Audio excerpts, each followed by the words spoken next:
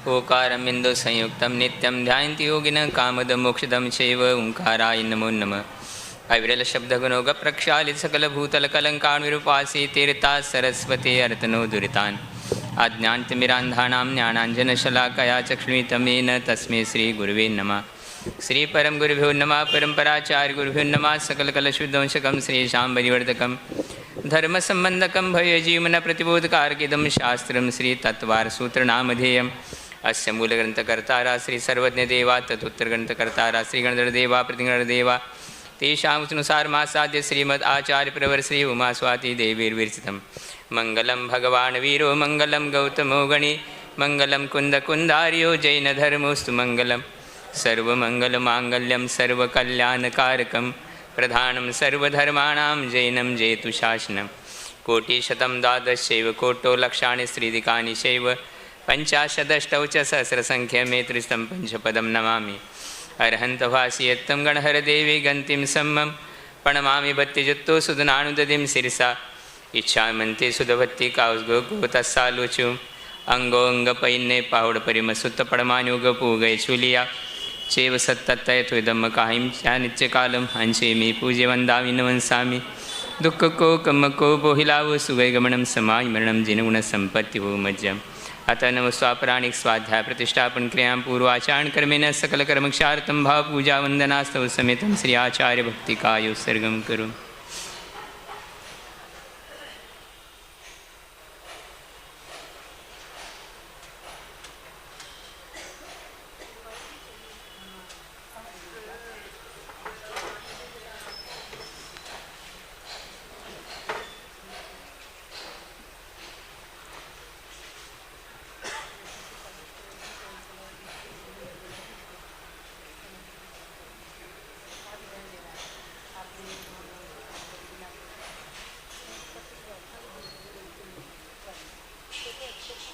श्रुतजलधिपार्घ्येभ्य स्वपरमत विभावना पटुमतिभ्य सुचरित तपोनिधिभ्यो नमो गुरुभ्यो गुणगुरुभ्य 36 गुण समज्ञे पंचविहाचार कर्ण संदर्शे शिष्यानुग कुशले धम्मायिरिय सदा वंदे गुरुभक्ति संजीवेनिय तरन्ते संसार सायरं घोरं छिन्नन्ति अट्टकम्मं जम्मन् मरणं न पाविन्ति ये नित्यमृतमंत्र होम निरता ध्यानाग्निहोत्राकुला षट्कर्माभिरतास्तपोधन्दना साधुक्रिया साधव शीलप्रावरणा गुणप्रहरणा चंद्रार्कते ज्योतिका मोक्षद्वारकपाटपाटनभटा प्रीणन्तु मां साधव गुरोः पान्तनो नित्यं ज्ञानदर्शननायका चारित्राणो गम्भीरा मोक्षमार्गोपदेशिका इच्छामि भन्ति आर्यभक्ति काउसगोको तस्सालोचुं सम्मनान सम्मदं संसर्जोत्तानं पंचविहाचाराणम आयर्याणम आयरादिसुदनाणम देश्याणम ओझायाणम तीरेण गुणपालदानम सवसावणम निश्चकालम हंसे में पूजे में वंदामि नमंसामि दुख को कम को बोहिलावो सुवैगमनम समाय मरणम जिनगुण संपत्ति हो मज्जम मोक्ष मार्गस्य नेतारम भेत्तारम कर्म भूभृताम ज्ञातारम विश्वतत्त्वानां वंदे तद्गुणलब्धये। आचार्य महाराज जी ने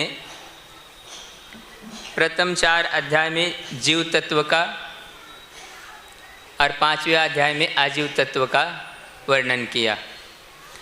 अब ये दोनों के मेल से आश्रव कैसा होता है इसके लिए बताया जा रहा है। योग ये जीव की एक शक्ति है। इसके लिए सिद्धांत ग्रंथ में जो आचार्य महाराज हम लोगों के लिए स्वाध्याय कराते धवला आदि ग्रंथों में इसको औदैकी भी कहा पारिणामिक भी कहा, अपेक्षा है आचार्यों की, लेकिन ये जीव की शक्ति विशेष है। और भव्य जीव की अपेक्षा से योग जो है वो अनादि शांत है और अभव्य के लिए वो अनादि अनंत है, क्योंकि उसका संसार का कभी अभाव नहीं होगा और इसके माध्यम से ही कर्म का आश्रव होता है। आश्रव का अर्थ क्या? जो अपने आत्म प्रदेश पे स्थित है, विश्रसोपचय कहा जाता है उसको कर्म सिद्धांत में, वही के वही वो कर्म रूप, जो अकर्म रूप थे अपने ही योग के माध्यम से प्रकृति प्रदेश, और आगे आएगा कषाय आदि के अगले अध्याय में स्थिति अनुभाग, इस प्रकार की ये बंध की व्यवस्था होती है। यहाँ आश्रव पदार्थ का व्याख्यान कर रहे हैं। काय वांग मनः कर्मयोग, काय है, वचन है और मन। काय को सर्वप्रथम आचार्य श्री ने इसलिए ग्रहण किया है कि ये योग जो है एक इंद्रिय जो है स्थावर आदि सब में पाया जाता है, बाकी आगे वालों के पास भी है, लेकिन इनके पास वचनादि योग नहीं पाए जाते, इसलिए प्रथम स्वरूप इसको ग्रहण किया है। उसके बाद वचन योग को, वक्ता कहाँ से प्रारंभ हो गया? 2 इंद्रिय से वक्ता हो गया। तो महाराज 2 इंद्रिय बोलते थोड़ी है, नपुंसक है वो तो। बोलना नहीं बोलना अलग चीज़ है। ये सैद्धांतिक कथन है ये सारा। इस 6वें अध्याय में आचार्य महाराज कहते बहुत छट करके आया है ये, कि उसके पास उस प्रकार की स्थिति पाई जाती है उस निमित्त से, इसलिए इसको लगा। और मन जो है अंत में है मनोयोग, उसमें उस संगी पंचेंद्रिय के लिए पाया जाता है, जिसके लिए अपन पहले ही देखा हित अहित की प्राप्ति जो होती है मन के माध्यम से, और मन के बिना सम्यक दर्शन की प्राप्ति आदि नहीं होती भव्य जीव के लिए, इसलिए संगीपना अनिवार्य है। देखो उससे हानि भी है। हानि क्या है? मन वाला ही ज़्यादा पाप कर करके नीचे पृथ्वी में भी जाता, अच्छा कार्य कर करते स्वर्ग आदि में जा करके निर्वाण को भी प्राप्त होता। ये सारी स्थितियाँ है।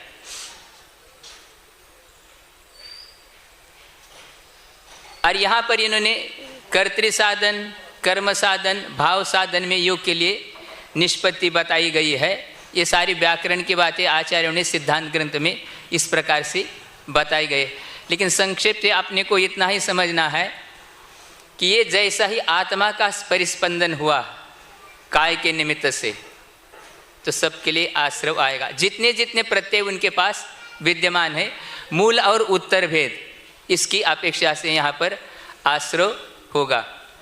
ये किसी के लिए भी वहाँ पर जो उनके पास उपलब्ध है उसके माध्यम से आश्रव अवश्य होगा, इसलिए इसमें कोई संशय वाली बात नहीं है।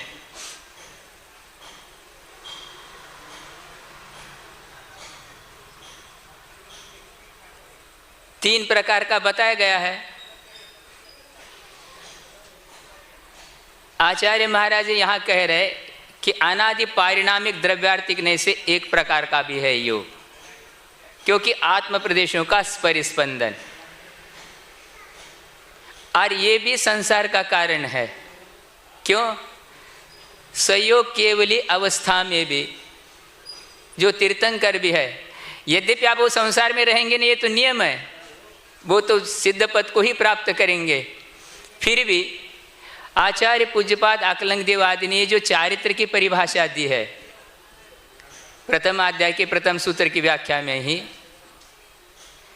उन्होंने कहा संसार कारण निवृत्ति प्रतिम प्रत्यागूर्ण से ज्ञानवत कर्मादान निमित्तम क्रियोपरमम सम्यक चारित्रम।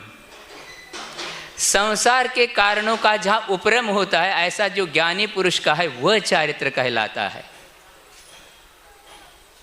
अब वहाँ जो है संयोग केवल कि आप संसार का कारण, क्या वो संसार का कारण नहीं है, लेकिन ईर्यापद आश्रव वहाँ पर भी साता वेदने आ रहा है जा रहा है, लेकिन अभी कारणों का अभाव नहीं हुआ, आश्रव तो हो रहा है। इसी का नाम ईर्यापतिक आश्रवादी। इस प्रकार से ये इन्होंने कहा।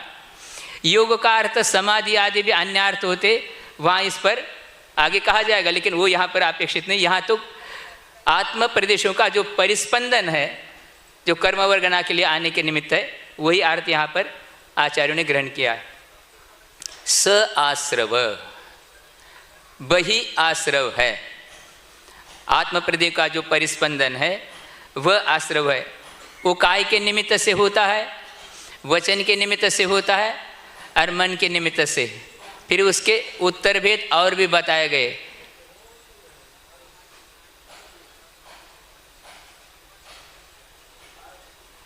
अब यहाँ पर उदाहरण दिया उन्होंने जल के आगमन के लिए द्वार। जैसे आप देखते हैं अभी वर्षा काल में जहाँ जहाँ बड़े बड़े डैम बने हैं, बारिश ज़्यादा होती तो क्या होती, वर्षा ज़्यादा होने के बाद भाई द्वार खोल दो, कितने खोलना, क्या कैसा खोलना है, वो सब देख कर करके जैसे उसके माध्यम से निकल जाता है। और आगे जा कर के दूसरा भी बांध बंधा हुआ है, वो अब उसमें जा कर के इकट्ठा हो रहा है।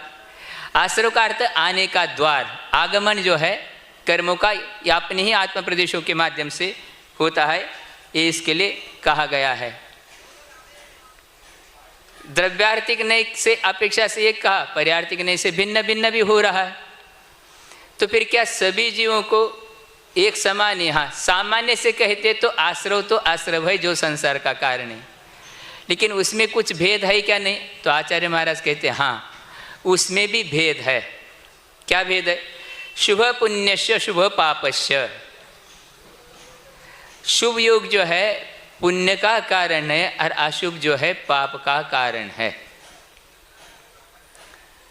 अब इसमें ये नहीं लगाना क्योंकि पुण्य का कारण होने से शुभ और पाप का कारण होने से अशुभ, ऐसा अर्थ नहीं है। आचार्य महाराज कहना जिस निमित्त से हो रहा है, क्योंकि वैसे तो 10वें गुणस्थान के अंत में भी क्षपक्षिणी तो पाप का आश्रय हो रहा है, तो पर ऐसा करेंगे तो शुभ योग ही नहीं बनेगा, ऐसा आचार्य पूज्यपाद अकलंग देवादि ने कथन किया। क्यों? क्योंकि सिद्धांत में तो दो ही है, शुभ और अशुभ, लेकिन शुभ के निमित्त से जो हो रहा है वो शुभ है। पाप आश्रय आ रहा है इसलिए वो अशुभ हो जाएगा, ऐसा नहीं। जिस निमित्त से, इस प्रकार से ये इन्होंने कहा। आचार्य पूज्यपाद देव ने कहा पुनाति आत्मानं पूयते अनिति वा पुण्यम। पुण्य क्या, आप देखो अंतर हो गया।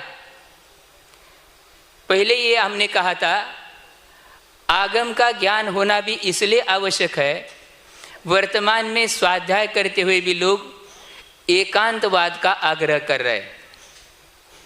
क्या हो रहा है? आचार्य पूज्यपाद जैसे इतने महान आचार्य जिन्होंने जैनेन्द्र व्याकरण लिखा, समाधि तंत्र, इष्टोपदेश और भी एक सर्वार सिद्धिया ऐसे ग्रंथ, हजारों साल पूर्व में जो आत्मा को पवित्र करता है अथवा आत्मा जिसके द्वारा पवित्र होता है वह पुण्य है। और देखो बड़े महाराज जी ने बताया था एक बार मराठी में, शक्तिपेक्षा युक्ति श्रेष्ठ, वो वास्तविकता है। कई लोग आध्यात्म ग्रंथ का एकांत आग्रह करते हुए कहते कि भाई पाप का नाश तो सभी करते, पुण्य का नाश करो तभी तो सही बात मानी जाएगी कि भाई अच्छा दोनों संसार के लिए कारण है। लेकिन ये मान्यता भी हमारी एकांतवाद इसलिए है, आचार्य कुंद देव ने भी 9 पदार्थ को श्रद्धान को सम्यक दर्शन अष्टपाहुड़ में कहा है। 6 दव 9 पयता पंचति सत्य तच्च निदिट्टा सद्दही ताण रुवम सो सद्दिट्टी मुणे यवो। दर्शन पहाड़ की गाथा क्रमांक 19। तीनों को इकट्ठा लिया उन्होंने, पंचास्तिकाय 6 द्रव्य 7 तत्व 9 पदार्थ सब पूरा। तो ऐसे लोग प्रश्न करते, उनके लिए ज़्यादा उत्तर की आवश्यकता नहीं है, इतना ही। एकांत से यदि पाप पुण्य है तो हम तो कहते भाई हम मोटे रूप से चलते हैं, हमको सूक्ष्म ज्ञान नहीं शास्त्र का। जब पाप और पुण्य आप एकांत से एक मानते हैं तो कुंद देव ने 9 पदार्थ के विश्वास को सम्यक तो कहा, तो वहाँ 9 करके आप बताइए पाप पुण्य एक ही होगा, 8 ही बन गए फिर तो। ऐसा एकांत इसलिए ग्रहण नहीं करना। और पाप क्या है? पाति रक्षति आत्मानम, जो आत्मा की रक्षा करता है। तो महाराज अब ये कैसा, अब आगे तो सुनो अभी पूज्यपाद महाराज क्या कह रहे, पाति रक्षति आत्मानम शुभात इति पापम। शुभ से जो रक्षा करता है, जिनेंद्र भगवान के पास जाने नहीं दे रहा, गुरु के पास जाने नहीं दे रहा, अच्छी कल्याण की बात सुनने नहीं दे रहा है, जो शुभ कार्यों से रक्षा करता है वह पाप है। क्या करना है, मंदिर तो बनते ही रहते, क्या करना है, काय को खर्च कर रहे। ये सारी बातें जो है पाप के कारण होती है। सप्त क्षेत्र में दान देना वहाँ शास्त्रों में आया कि नहीं आया? आयतन उसमें है, जिन बिंब है, प्रतिष्ठा है, जिन यात्रा है, जिन शास्त्र, पात्रदान तो आप लोग कर ही रहे। इसीलिए जो है ये कार्य को रोकता है, वो पाप है। और सम्यक दर्शन की प्राप्ति जीव को जब तक नहीं होती, जब तक इसका साता वेदनी आदि शुभ कर्मों का अनुभाग बढ़ेगा नहीं और पाप कर्मों का अनुभाग घटेगा नहीं, जब तक सम्यक दर्शन ही प्राप्त नहीं होता। ये कर्म सिद्धांत है। इसलिए ऐसे बातों के लिए अपन विकल्प को नहीं करना चाहिए। ये दिया उन्होंने साता वेदनी आदि जो शुभ गोत्र आयु नाम आदि जो ये सारे पुण्य प्रकृति आए। वज्र वृषभ नारा सहनन पुण्य प्रकृति है, इसके बिना मोक्ष नहीं जा सकता। भव्य जीव भी भव्य तो है, लेकिन आज उसके पास नहीं है तो नहीं कर सकता साधना। ध्यान आत्मा के परिणाम से ही होगा, लेकिन उसके लिए सहनन भी आवश्यकता है एकाग्र होने के लिए। अपन लोग एकाग्र क्यों नहीं हो पाते ज़्यादा? तो अपने पास वैसी व्यवस्था नहीं है। यह है ऐसा। घाती कर्म जितने भी है वो सारे के सारे पाप है, और पाप पुण्य की व्यवस्था जो है आघातियों में है। देखो ये उन्होंने अस्थि दारू, शैल अस्थि दारू और लता, ये घाती कर्म के लिए। और आघाती कर्म के लिए जो पाप प्रकृति है, उन्होंने कहा नीम, नीम कैसा है? कड़वा। कांजीर, विष और हलाहल। और शुभ प्रकृति के लिए गुड़, खांड, शर्करा और अमृत। ये दृष्टांत के रूप में आचरण रखा है। मतलब इसकी ऐसी स्थितियां हैं, ये अनुभाग का फल मिलता है अपने लिए। अब प्रकृति क्या है, उसकी स्थिति कहाँ तक, डेट ऑफ एक्सपायरी आपके लिए से। अब प्रदेश इयत्ता, कितने प्रदेश आएंगे अनंतान, इस प्रकार से सामान्य से कहा गया। अब उस आश्रय की विशेषता बता रहे हैं। स कषाया कषायो सांप्रायिक एरियापतयो, कषाय सहित जो है चिपकाने वाला। कषाय क्या है? जो आत्मा को कसती है, दुख देती है। सिद्धांत ग्रंथों में आचार्य ने कहा ये कर्म रूपी कृषि का कर्षण करने वाला किसान है। जब तक हमारी आत्मा में कषाय जीवित है, तब तक हमारी संसार रूपी कृषि हरी भरी है। ये वर्षा से कोई मतलब नहीं है उसको। ये किसान ऐसा है कषाय जो सबसे दुख देने वाला। वो दो प्रकार का आश्रय है। सांप्रायिक आश्रय क्या है? जब तक कषाय है तब तक उसमें मतलब स्थिति का पड़ना, बहुत समय तक वो, जितनी अपनी राग द्वेष की परिणति तीव्र होगी उतने समय के लिए वो आत्मा से चिपका रहेगा। ये सारा उसमें कषाय क्या है? स्थिति और अनुभाग के लिए कारण है। अयोग प्रकृति और प्रदेश। प्रकृति क्या है?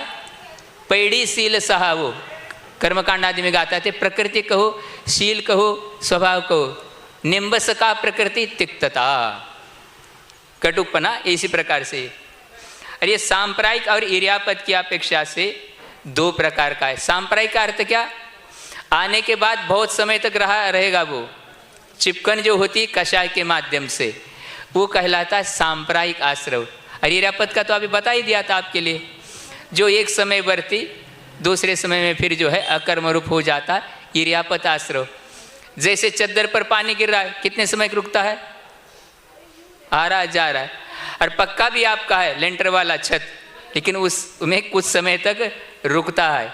ये कहलाता सांप्रायिक आश्रय। इस प्रकार से योग के माध्यम से प्रकृति प्रदेश और कषाय के माध्यम से ये स्थिति और अनुभाग, इस प्रकार से। अब उसमें और आगे क्या विशेषता है उसके लिए बता रहे हैं। इंद्रिय कषावृत क्रिया पंचचतु पंच पंचविंशति संख्या पूर्वस्य भेदा। अब सांप्रायिक आश्रय के ये भेद बताने के लिए यहाँ पर क्रम से कह रहे। इंद्रिय है, कषाय है, अवृत है, क्रिया, इनके क्रम से भेद लगाने ना। इंद्रिय कितनी है? 5 है। कषाय 4 है। अवृत है 5 है। और ये पंचविंशति 25 क्रियाएं हैं। इसके माध्यम से अपने आत्मा में सांप्रायिक आश्रय होता है। देखो अभी तक अपन लोग संसार में क्यों है? अपन कहते महाराज इसने ऐसा किया, उसने ऐसा किया, हम तो ऐसा करना चाह रहे थे लेकिन इन्होंने करने नहीं दिया। ये तो सब निमित्त के रूप में है। अभी तक हम लोग जो संसार में भ्रमण कर रहे, इसके लिए कोई संसार में दूसरा व्यक्ति जिम्मेदार नहीं है। हम ही अपने इस स्वयं संसार परिभ्रमण के मूल कारण है उपादान। और संसार से छूटोगे तो उसके लिए में देव शास्त्र गुरु ये प्रधानता से हमारे लिए निमित्त कारण के रूप में है। उसके माध्यम से हम इस मार्ग पे चल सकते हैं। अब उसके भेदों का वर्णन कर रहे यहाँ पर। अनादि परिणामिक जो है चैतन्य परिणाम जो है द्रव्यार्थिक नय की अपेक्षा से इंद्रिय आदि जो अभेद कहलाती है, और पर्यार्थिक नय की अपेक्षा से उसमें भेद हो जाता है, जो 5 इंद्रिय मुख्य रूप से उसके लिए बताया गया। इस प्रकार से ये कर्म के लिए निमित्त है। और कषाय भी उसमें है, क्रोधादिक 4 कषाय, फिर उसमें अनंतानुबंधी अप्रत्याख्यान प्रत्याख्यान संजोलन 9 कषाय, ये सारी उसमें बताई गई है। अव्रत क्या है? 5 पापों से विरक्त नहीं होना, 12 भी अविरति है, 5 भी अलग अलग अपेक्षा से आचार्यों ने उसके भेद किए हैं। अब 25 क्रियाओं का वर्णन कर रहे हैं। देखो ये चैत्य गुरु शास्त्र आदि की पूजा करना सम्यक्त को बढ़ाने वाली ये सम्यक्त वर्धनी क्रिया है। सुन रहे ना आप लोग? सम्यक्त वर्धनी क्रिया। तो आप सोचेंगे महाराज क्या सम्यक्त बढ़ता बढ़ता और कहीं पहुंच जाएगा का? वो वाली बात नहीं है, समझ लो। मतलब उसका सम्यक्त निर्दोष रहेगा, वो उसके दोषों से बचेगा। इसलिए जिनेंद्र भगवान की पूजन करना, गुरु की शास्त्र की पूजा करना, ये सम्यक्त वर्धनी क्रिया है। तो सम्यक्त संसार का कारण है क्या मोक्ष का कारण है? फिर इस प्रकार की ये जड़ की क्रिया अथवा ये ऐसा कर रहे वैसा करे, ऐसी धारणा कभी भी। इसलिए आचार्य महाराज हमेशा हम लोग को कहते थे कि मूल ग्रंथ से पढ़ो।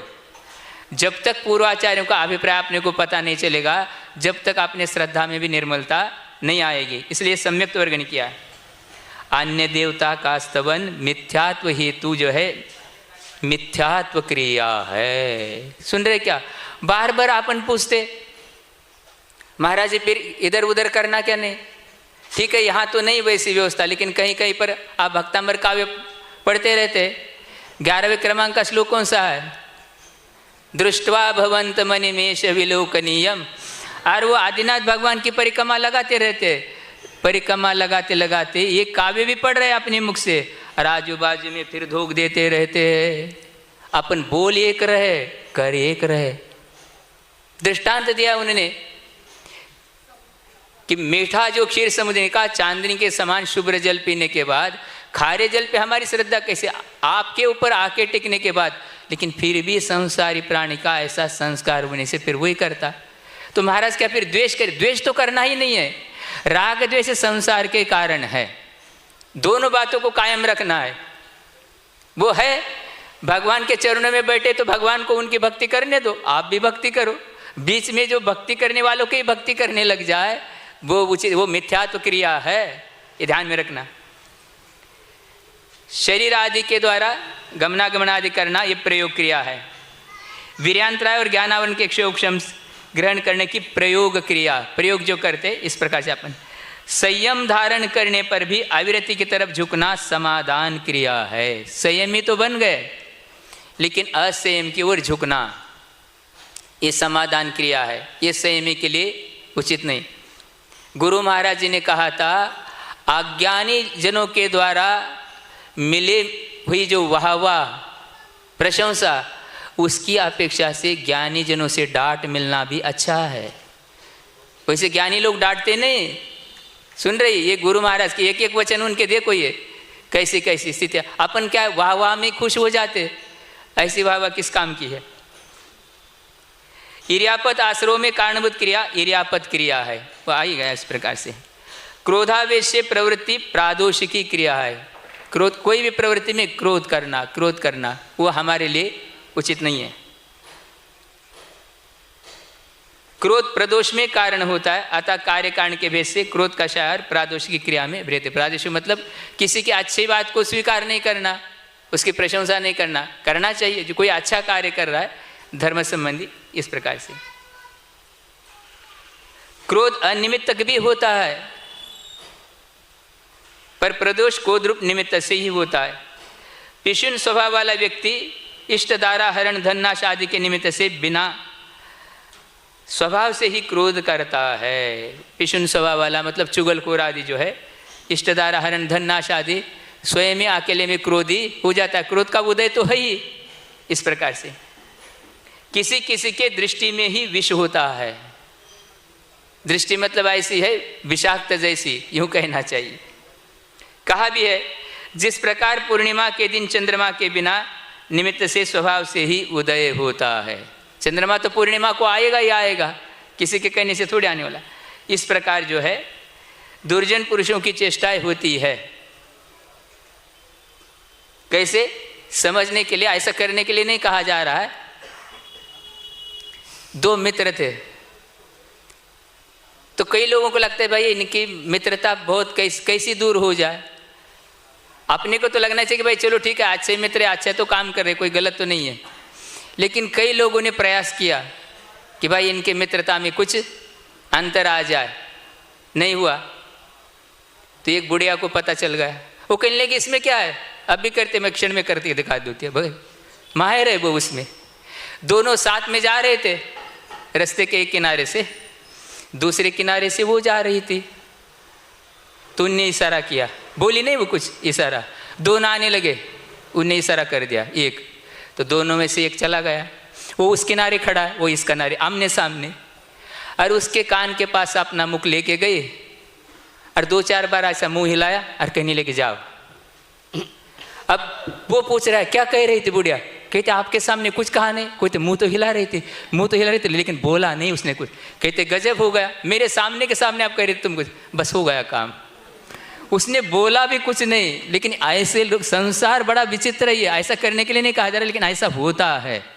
घर में हमने सुना था, इसलिए किसी की बात सुन करके आप सामने वो देख रहा है, वो कहता वो बोल तो रही थी, आप कह रहे नहीं बोल रहा। बोला कुछ नहीं उसने, मुंह हिलाया बस, हो गया काम।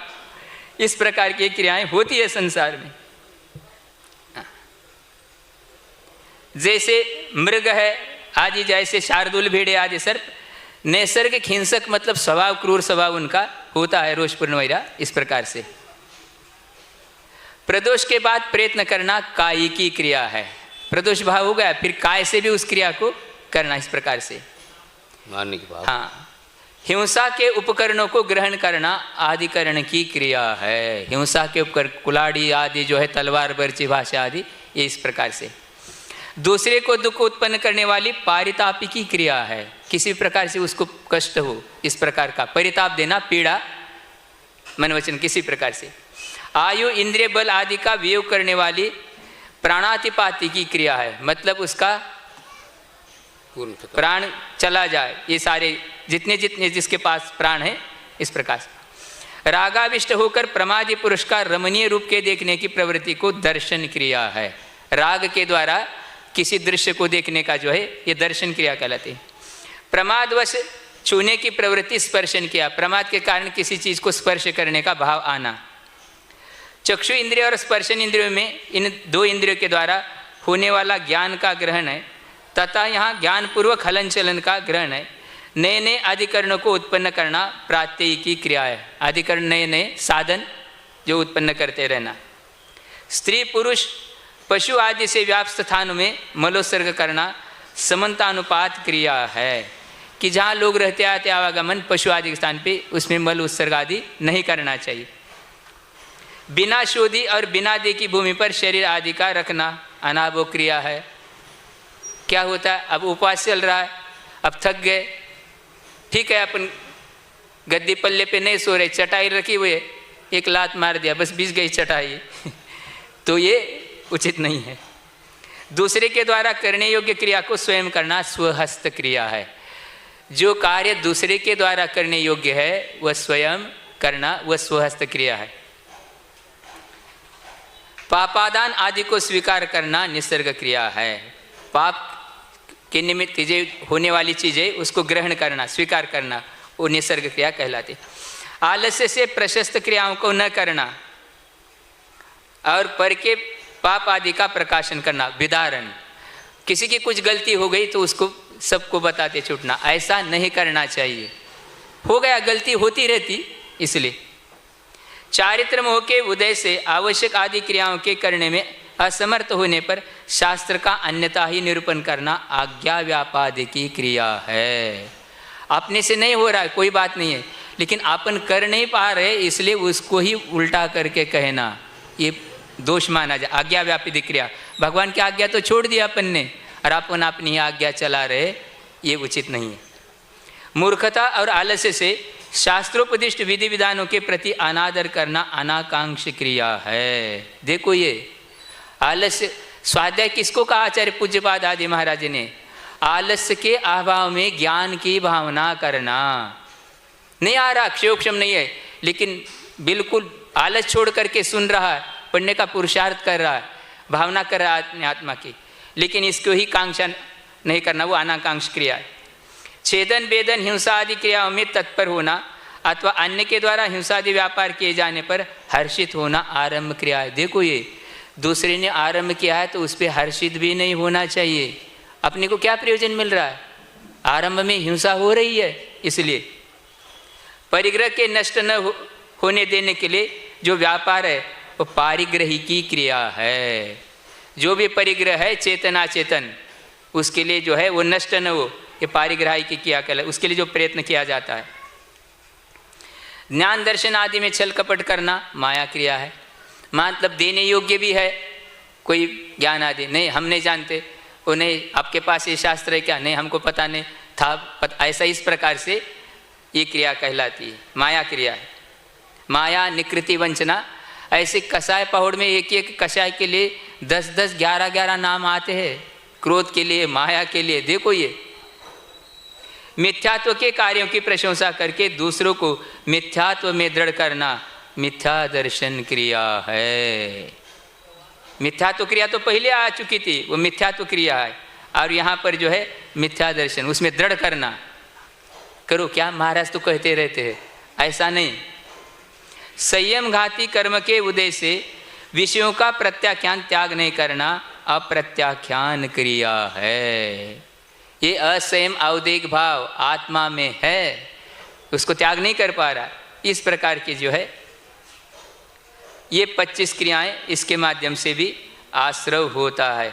जो योग्य क्रिया है सम्यक्त वर्धनी क्रिया, वो अच्छा है, उसमें कोई बाधा नहीं। जो योग्य है उसको करना, जो योग्य है उसको नहीं करना, इस प्रकार से। अव्रत, अव्रत क्या है ये बताई जाए कि पापों से विरक्त नहीं होना, व्रत नहीं लेना। अविरत सम्यक दृष्टि का ये नाम ही बता रहा है कि व्रत कुछ भी उसके पास नहीं है। शास्त्रों में आचार्यों ने 12 अविरति कहा, लेकिन यहाँ 5 है, मतलब 5 पापों से विरक्त नहीं होना, ये अव्रत क्रिया आदि कहलाती है।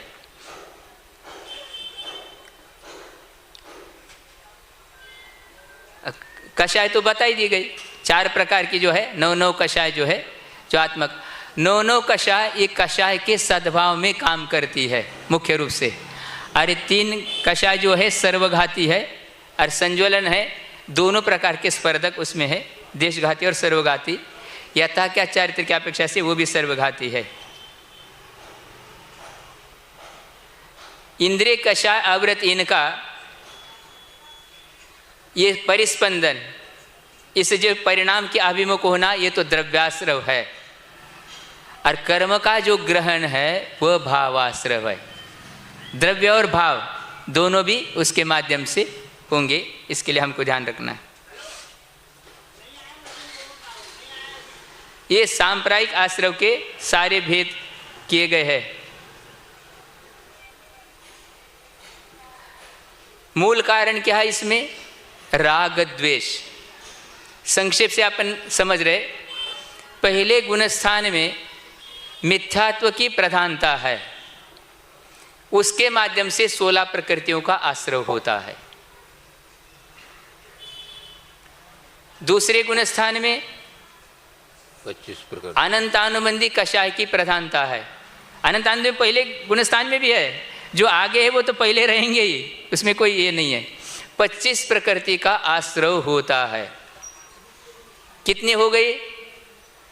25 और 16 अब देखो, तृतीय गुण स्थान सम्यक मिथ्यात्व और चौथा असंयत सम्यक दृष्टि। अब यहाँ आश्रव का प्रत्यय कौन है? अनंतानुभव कषाय तो चली गई, या अप्रत्याख्यान आवरण कषाय के माध्यम से 10 प्रकृतियों का आश्रव होता है। इसलिए अविरत सम्यक दृष्टि, क्षायिक सम्यक दृष्टि भी क्यों न हो, अप्रत्याख्यान के कषाय के निमित्त से आने वाली सारी प्रकृतियां उसको बंधेंगी। हाँ, स्थिति अनुभाग कम पड़ेगा, वो आनंद संसार का कारण तो होगा ही नहीं, ये बात निश्चित है। लेकिन असंयम जो है संसार का कारण है, और अविरत सम्यक दृष्टि के असंयम को आंशिक चारित्र मान करके मोक्ष का कारण मानना, ये कारण विपर्यास है। इतनी मोटी मोटी बातें हैं अभी तो, लेकिन लोग मान रहे, कुछ भी हो रहा है हमको आत्मानुभव हो रहा है। पहले मैं इस कथन को कहना भूल गया था, कहना था होता है ऐसा, ये भूलते हम लोग भी। समझने के लिए सम्यक दर्शन होने के बाद उसको अब अनंतानुबंधी कषाय मिथ्या तो नहीं है, 41 प्रकृति का संवर तो हो गया। अब देखो ये श्राविकाएं उत्तर देगी इस प्रश्न का। आप लोग रोज अभी ठीक है भोजन बना रहे, रसोई, आपने रोटी बेल दी, वहां चकला पर अभी है, तो उसको कनक कहेंगे, लोई कहेंगे, क्या रोटी कहेंगे, क्या कहेंगे? हाँ, आप होशियार है नागपुर की श्राविकाएं, रोटी ही कहना पड़ेगा। यदि आप कनक लोई कहोगे तो इतने नंबर मिलेंगे परीक्षा में। अब देखो, अब रोटी कह रहे आप, बच्चा जा रहा है जल्दी स्कूल के लिए, बच्चे को कह दो ले जाओ टिफिन में, बच्चा कहेगा तू खा ले। क्यों? रोटी यही काम आएगी, लेकिन अभी जो है चकले पे है, अभी तो उसको तवे पे डालना है। उदाहरण एक देश होता है, पसंद आया तो रखना, नहीं भाई आप गुरु महाराज ने तो हमको ये सिखाया, पसंद आ गए तो ठीक है, नहीं तो वापस, कोई जोर जबरदस्ती नहीं। ये अविरत सम्यक दृष्टि है, कच्ची रोटी। अब उसको तवे पे डाल दिया, क्या हो गया? अब वो सिक गया एक तरफ, अप्रत्याख्यान कषाय चली गई, इसका नाम है संयमासेम देश संयम। अभी भी काम की नहीं है, फिर उसको पलटा दो, 2-4 बार पलटाते पलटा अंतरंग बहिरंग परिग्रह का जब त्याग हो गया, वहां पर वो रोटी काम की, वे सकल संयम। हर रोटी वही काम आ गई। अविरत सम्यक दृष्टि के लिए कोई अपन उसका ये जो है आलोचना नहीं कर रहा है, भाई वो धर्मात्मा है कहेंगे उसको भी, लेकिन अभी तो जो है नीचे ही है अभी वो। अथवा दूसरा उदाहरण समझ लो, रिजर्वेशन तो कर दिया उसने, किसका? सफर के लिए, ट्रेन का, जो भी उसको एसी का, जिसका प्रथम श्रेणी का, द्वितीय श्रेणी, लेकिन प्रतीक्षालय में रात में गाड़ी आना थी 12-1 बजे, प्रतीक्षालय में वहाँ व्यवस्था रहती है, भैया जिसका रिजर्वेशन यहाँ करो। अब वो यात्री कब कहलाएगा? अभी तो आपको यात्रा के लिए टिकट मिला है, वो प्रतीक्षालय में ही सो रहा है, वो कितने दिनों से वो गाड़ी में बैठ ही नहीं रहा। जब वो गाड़ी में बैठकर यात्रा करता है, जब मार्गी कहलाता है, वहाँ स्टेशन पर सोने वाला यात्री नहीं कहलाता। प्रारंभ करो चलना, चल तो नहीं रहा। इसलिए श्रद्धा व्यवस्थित करना चाहिए। इस प्रकार से ये क्रिया हो गई। अब आगे बता रहे विशेषता किस कारण से आती है शास्त्रों में। तीव्र मंद ज्ञाता ज्ञात भावाधिकरण वीर्य विशेषभ्य तद विशेष। अब ये देख करो अधिकरण, तीव्र आदि मंद आदि भावों से आश्रव में विशेषता आती है। बाह्य अभ्यंतर कारण के माध्यम से कषाय की जो उदीर्णा होती है, इसके कारण से ये तीव्र परिणाम जब हो गए, आचार्य महाराज इसको उदाहरण देते थे प्राय करके। पहले मान लो छोटा बालक है, माँ को काम नहीं करने देता, वो चूल्हे का लकड़ी लेकर करके उसको, कोई माँ अपने संतान को, बालक को जलाना चाहेगी क्या? इसलिए क्रिया के माध्यम से सहारा होता है। उसके परिणाम तीव्र नहीं है, लेकिन जा तू उधर खेल, मुझे काम करने दो। लेकिन जिसकी कषाय तीव्र है, वहाँ ये इस प्रकार तीव्र कहते। कषाय में मंदता है, भद्रता है, वो उसका परिणाम जो आ गया। मारने के परिणाम न होने पर भी हिंसा हो जाने पर मैंने मारा, यह जान लेना ज्ञात भाव है। अथवा इस प्राणी को मारना चाहिए, ऐसे जानकर प्रवृत्ति करना, यह ज्ञात भाव है।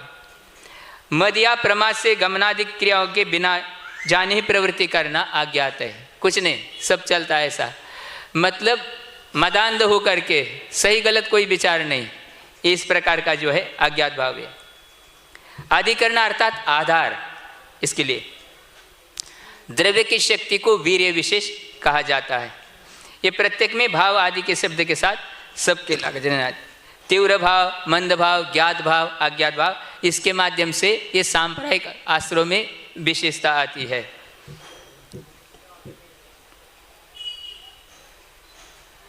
वीर्य किसका है? ये आत्मा की शक्ति का नाम वीर्य है। और कथनचित आप जो आहार औषधि आदि के माध्यम से इसको बल भी कहा जाता है किसी किसी स्थान पे। जैसे तीर्थंकर भगवान के जो है बालक के जन्म के 10 आतिशय होते ना, इसमें आता अतुल बल। कुछ कुछ ग्रंथों में लिखा है आनंद बल, लेकिन वो उचित नहीं है। फिर वीर्यांतराय कर्म का क्षय होने के बाद आत्मा में क्या उत्पन्न होगा, इसलिए वो अतुल बल ही मानना चाहिए, अनंत बल नहीं है। इस प्रकार से इसके माध्यम से ये सांप्रदायिक आश्रम में विशेषता आती है। अधिकरणम जीवा जीवा, अधिकरण इसका आधार क्या है ये बता रहे, जीव और अजीव इसका अधिकरण है। जीव अजीव की व्याख्या तो हो चुकी है, लेकिन फिर भी यहाँ अधिकरण रूप विशेष का ज्ञान करने के लिए बता रहे आचार्य महाराज जी। हिंसा आदि के उपकरण रूप से जीव और अजीव ही अधिकरण होते हैं। अब शक्ति कितनी आत्मा में? अनंत है। अजीव की भी अपनी अपनी शक्ति है, उसकी मतलब जैसे पुद्गल आदि जो है, लेकिन इसके माध्यम से ये यहाँ पर जो है अजीव जैसे मान लो है फरसा है, भाला आदि है, उसको ये ग्रहण करके उसका प्रयोग वो खुद करता है, अपने आप में शस्त्र आदि कोई कार्य नहीं करते इसके माध्यम से, लेकिन अधिकरण ये है इस प्रकार से। ये सांप्रदायिक आश्रम में विशेषता आती है जीव और अधिकरण के माध्यम से। आद्यम संवरम समारंभारंभ योग कृतकारिता अनुमत कषाय विशेषेष स्त्री स्त्री स्त्री चतुष्चय कषः। अब इसमें और भेद बता रहे कैसे कैसे देव संवरम समारंभ आरंभ, जो आप गुना करते ना 108, इस प्रकार से। अब जो प्रमादी है, हिंसा आदि के लिए आचार्य ने कहा मर्दो जीदो जीवो आयदाचार से निश्चिदा हिंसा, मतलब जीव मरे अथवा न मरे अयत्नाचार पूर्वक करो, हिंसा का दोष लगेगा। पैदस्य नत्ति बंधो हिंसा मित्तेन समिदस्य। और जो प्रयत्नवान संयमी आदि साधु है, मान लो इर्यापद से चल रहे, अचानक कोई जीव आ गया तो भी उनको उस संबंधी दोष नहीं लगेगा। और मान लो जीव की विराधना हो भी नहीं रहे, लेकिन हम इर्यापद से नहीं चल रहे तो हमको भी दोष लगेगा। देखो ये कितनी जिम्मेदारी है इसमें। जीवों का वध होने, प्रमाद आ गया, प्रमाद इस कारण से। अब कोई प्रमादी पुरुष है, संवरम क्या है? प्लानिंग, अब ये ऐसा करना है। मान लो किसान है, अब हल चलाना है, अब उस समय दी ये होगा संवरम। समारंभ क्या? अब मान लो हल है, बैल है, ज्वार, ये सबको इकट्ठा कर रहा है, ये समारंभ हो गया। और उसको क्रिया को प्रारंभ करना, ये इस प्रकार से आरंभ हो गया। तीनों शब्द भाव साधन में भी दिया आचार्यों ने इस प्रकार से जो है। और इसमें क्या होता है फिर? ये आरंभ योग संबंधी, स्वयं जो स्वतंत्र होकर के क्रिया करना वो कृत कहलाती है। दूसरे के द्वारा करवाना कार्य और अनुमोदना, ये सारे इन 9 कोटि से इसके लिए इस प्रकार से बनते हैं। अनुमति देना उसमें। फिर कषाय है, इनके सारे भेद गुना करके कुल मिला करके कितने होते हैं? 108। ये कहने के लिए इस प्रकार से दिया हुआ है, लेकिन अभी आपके ग्रंथ भंडार के जितने भी ग्रंथ है ये पूर्वाचार्यों के, किसी भी आचार्य के नाम के पीछे 108 लिखा हुआ आपको मिलेगा नहीं। भट्टा कलंक देव, बस इतना ही मिलेगा। आचार्य कुंद कुंद, आचार्य संबंध भद्र। लेकिन ये लगाते तो कोई दोष कर रहे, ऐसा इसका भाव नहीं है, लेकिन कभी कभी ये स्थिति आती है, उसके कारण ही विकल्प खड़े हो जाते हैं। क्योंकि ये सबसे पहले बार हमको अनुभव हो गया। आचार्य महाराज ने संघ से अलग विहार करा दिया और किसी स्थान पे पंचकल्याण के लिए मूल नायक शांतिनाथ भगवान ही थे।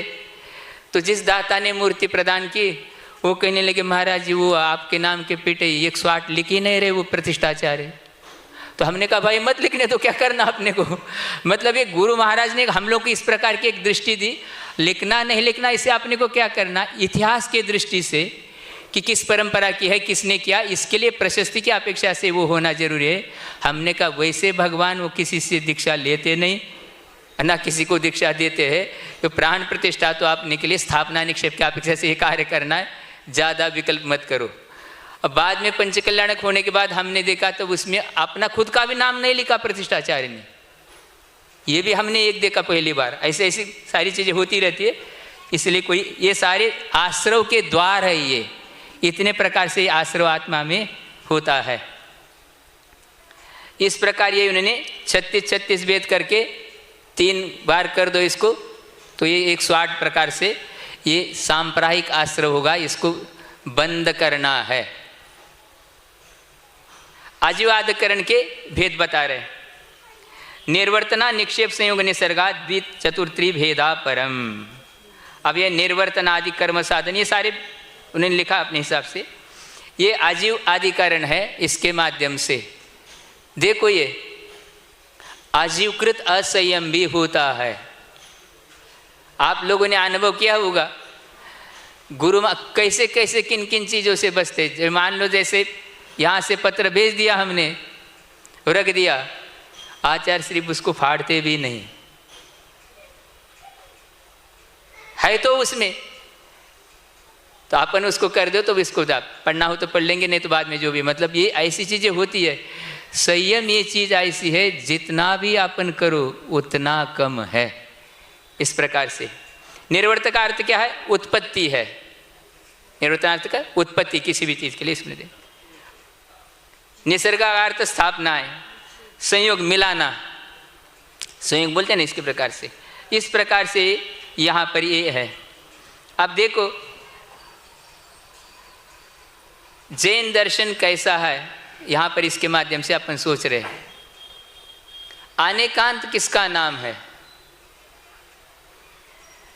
अनेक धर्मों का नाम आचार्यों ने अनेकांत है ऐसा नहीं स्वीकार किया। दो विरुद्ध शक्तियों का, दो विरुद्ध धर्मों का एक साथ आत्मा में होना। आत्मा क्या, तो वस्तु में, अपन तो जीव की बात कर रहे इस अपेक्षा से बोल रहे, इसका नाम अनेकांत है। जैसे अहिंसा धर्म है,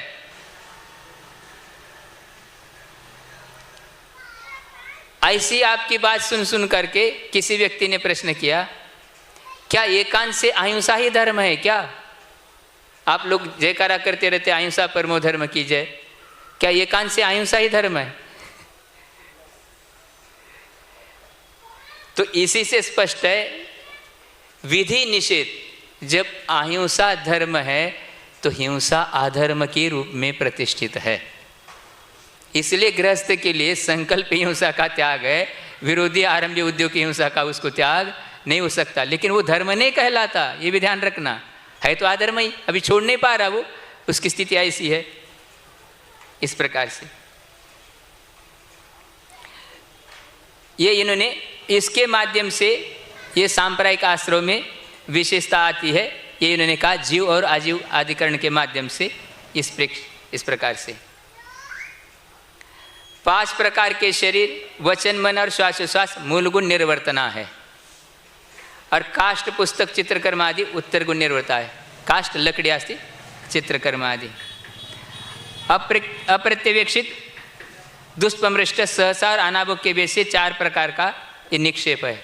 बिना देखे ही जल्दी जल्दी कोई चीज़ को रखना, उठाना, इस प्रकार से निक्षेप रखना, न्यास।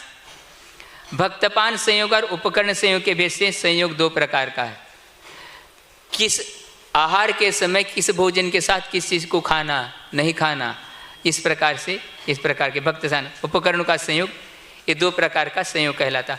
मन वचन काल के भेद से निसर्ग 3 प्रकार का। अब देखो किस किस चीज़ के बारे में आप कितना सोचो वो कम है।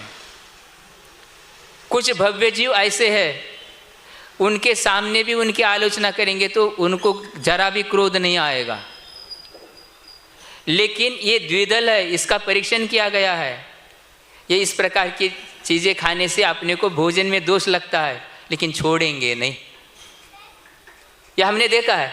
ठीक है, ज्ञात नहीं था, जब तक खा लिया तो ठीक है भाई, दोष तो लगा, लेकिन ज्ञात होने के बाद, बताने के बाद भी वो उनको बुरा नहीं मानेंगे, वो डांट भी दिया तो भी, लेकिन छोड़ेंगे नहीं। तो ऐसी मंद कषाय भी किस काम की है? जो कल्याण अकल्याण का मार्ग स्वीकार नहीं करता। ये भी देखो, कई प्रकार के भंग रहते हैं इसमें।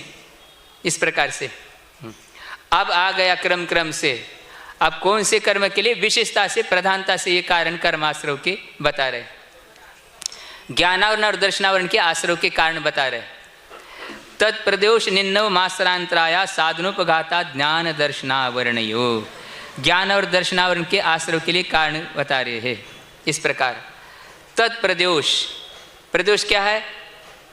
ज्ञान कथा चल रही है, मतलब यहाँ पर कल्याण की बात हो रही है। बात अच्छी होते हुए भी उसके बारे में कुछ भी नहीं बोलना। जब कोई अच्छा वक्ता कथन कर रहा है तो हाँ बहुत अच्छा, बहुत ऐसा बोलना चाहिए, नहीं बोले तो भी मन में भी अच्छा, लेकिन कुछ नहीं, ये कहना ये प्रदोष कहलाता है। कोई बहाना कर देना, किसी ने पूछा भाई हमको थोड़ी हाँ शंका है, कहते हम नहीं जानते। अब जान रहा फिर भी नहीं बता रहा। हाँ ये कह सकता है भैया अभी मैं व्यस्त हूँ, ये चीज़ अलग हो गई। इस प्रकार से है। इस प्रकार ज्ञान का लोप करना निन्नव है।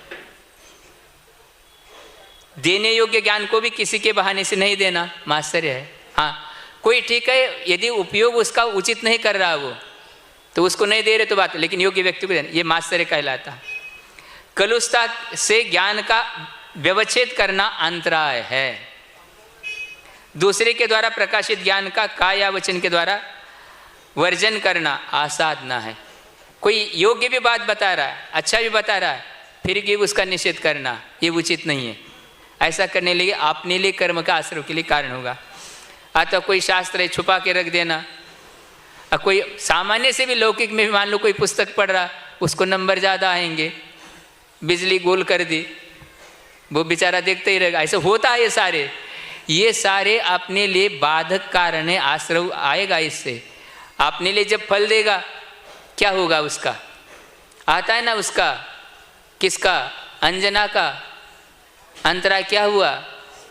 कुछ क्षण के लिए वो घर में बड़ी थी पहले, तो कोई भगवान की प्रतिमा थी, उसने छुपा के रख दिया। छोटी वाली करना चाहती उसको कुछ भी, कुछ समय के लिए, तो उसका अब कौन सा अंतरा है, कहाँ कैसा फलता है देख लो। ये इस प्रकार से बातें आती है। इस प्रकार ये कहा गया ज्ञानावरण दर्शनावरण, ये जो है ये आपने लिए इस प्रकार के कारण बता रहे हैं।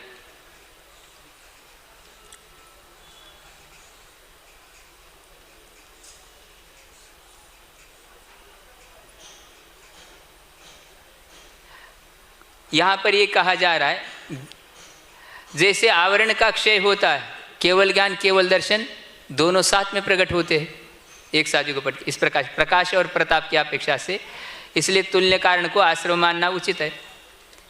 इस प्रकार से ये यहाँ पर कहा गया है।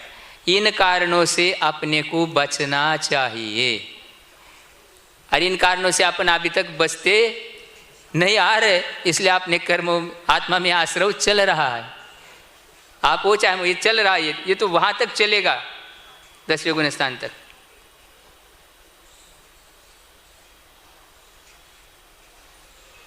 अथवा ज्ञान दर्शनावरण के आश्रव के कारण भिन्न भिन्न भी है कथनचित, ये क्या ऐसा नहीं, विषय के भेद से।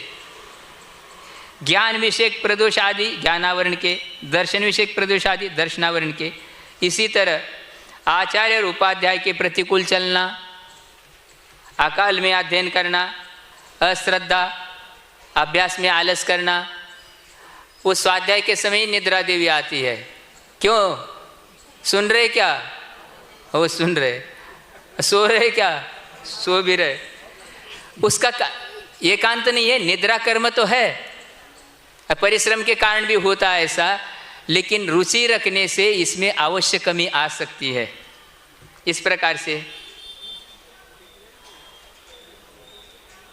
अनादर से अर्थ सुनना, सुन रहे क्या, सुन तो रहे लेकिन आपस में चर्चा कर रहे, अनादर कर रहे, हंस रहे कि जबकि यहाँ भगवान की वाणी का अपन जो है परंपरा से आचरण लिखा उसको पढ़ रहे, लेकिन ऐसा नहीं करना चाहिए। मिथ्या उपदेश करना, तीर्थंकर के दिव्य ध्वनि के समय व्याख्यान सुनने लगा, बहुश्रुतपने का जो अभिमान करना, बहुश्रुत है ही कहाँ अपने पास, अभी तो नहीं के बराबर है। दूसरों की इस प्रकार दूसरों की अपेक्षा हाँ, स्वपक्ष का दुराग्रह करना। देखो कभी कभी कुछ बातें ऐसी होती है, इसलिए गुरु कैसे होना चाहिए, चली रही बात आपने, किसी व्यक्ति ने कहा आचार्य महाराज अपनी बात मनवाते हैं। गुरु महाराज क्या कहते हैं, हम अपनी बात मनवाते नहीं, हम समझाते हैं। कितना अंतर हो गया, धर्म थोपने की चीज़ ही नहीं, वो जानते हैं। 12वीं पुस्तक जब धौला की लगी थी नेमावर में 2002 के चातुर्मास में, उसमें एक वीरसेन महाराज ने टीका में कारिका दी थी, ज्ञान कैसा प्राप्त होता है। आचार्य पादमाचष्टे पाद शिष्य स्वमेधया तद्विद्या सेव पाद पाद काले न पच्यते।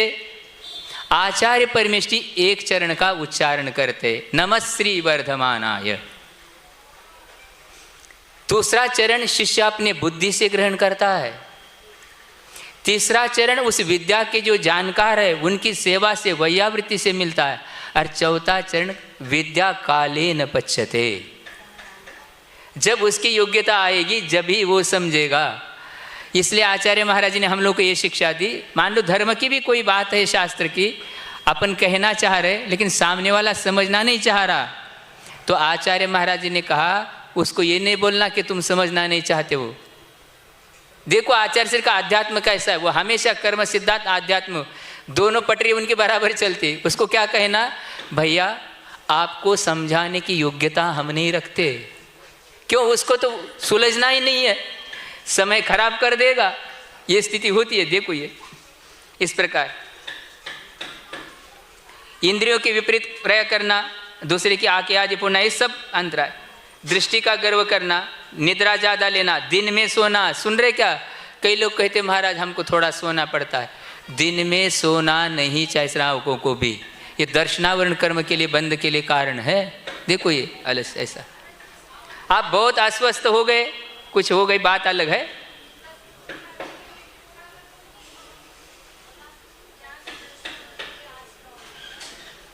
ना, निद्रा दोष बताया जा रहा है। नास्तिकता, इसलिए कहा साकार उपयोग, दोनों के एक साथ देते हैं ना निद्रा, हाँ दोनों एक साथ उसके कारण बताए गए। विज्ञान के लिए जो कारण है वही इसके लिए भी दर्शना। नास्तिकता, देखो ये नास्तिकपना, आप लोग नास्तिकवादी क्या आस्तिकवादी है, लेकिन फिर भी अन्य दर्शनकार आपको नास्तिकवादी मानते हैं। किस अपेक्षा से, क्योंकि आप ईश्वर को कर्ता धर्ता नहीं मानते। इस अपेक्षा से ईश्वर को तो मानते हैं आप लोग, फिर भी ऐसा सम्यक दृष्टि में दूषण लगाना। देखो ये कुतीर्थ की प्रशंसा आदि करना, ये सारे इसके लिए आश्रय। अब आसाता वेदनीय, महाराज परेशान, अब महाराज खुद परेशान है, आसाता किसको छोड़ रहा है, सबको आ रहा है। दुख शोक तापा क्रंदन वद देवनान्यात्म परोवस्थान्य सद्वेदस्य। अब इस प्रकार से देखो ये स्व में और पर में ये दुख शोक आदि ये सारा आसाता वेदने के आश्रय के कारण है। इष्ट का वियोग होना, अनिष्ट का संयोग होना, ये सारी बात ऐसे। निष्ठुर वचन ऐसे बोलना, कर्कश है, कक्कसा करुआ परुसा निष्ठुरा पर कोई नहीं, मज्जन किसा अयमानिनी अनंकरा से। प्रतिक्रमण में 10 प्रकार की भाषा के लिए महावृत्ति करना, इसका उच्चारण नहीं करना, कुछ भी हो। देखो ये इस प्रकार से ये आसाता वेदने के लिए अर्चन है। अनुग्रह करने वाले बंधु आदि के विच्छेद हो जाने पर बार बार विचार करना, चिंता खेद आदि मोह कर्म के शोक से उदय से इस प्रकार से शोक करना। परिभवकारी कठोर वचन शून्य आदि से कलुषित वाली के जो भीतर भीतर तीव्र जलन आदि अनुशय संताप होता है, वो ताप कहलाता है ये दुख के प्रकार, लेकिन निमित्त वशात उसमें भेद कर दिया है। परिताप के कारण अश्रुपात करना, जोर जोर से अंग विकार करना, माथा फोड़ना, छाती कूटना आदि गीत गाते रहते ना, उसमें एक कारण ये भी है क्योंकि ये रोना भी स्वार्थ के लिए होता है। क्यों? आज से कमाते थे तो अब अपने को करना पड़ेगा, ये भी होता है। कारण स्वार्थ के लिए रोते वैसे देखा जाए तो, लेकिन फिर भी असाता वेदने के लिए आश्रव का कारण होता है। इस प्रकार ये करना, रोना पिटना सुनकर स्वयं तथा दूसरे में, इस प्रकार से ये कहलाता है आक्रंदन, जो आतिश इंग्लिशपुर का है। और इस प्रकार से रोना कि दूसरे के मन में इस प्रकार की दया उत्पन्न हो जाए, ये परिदेवन कहलाता है।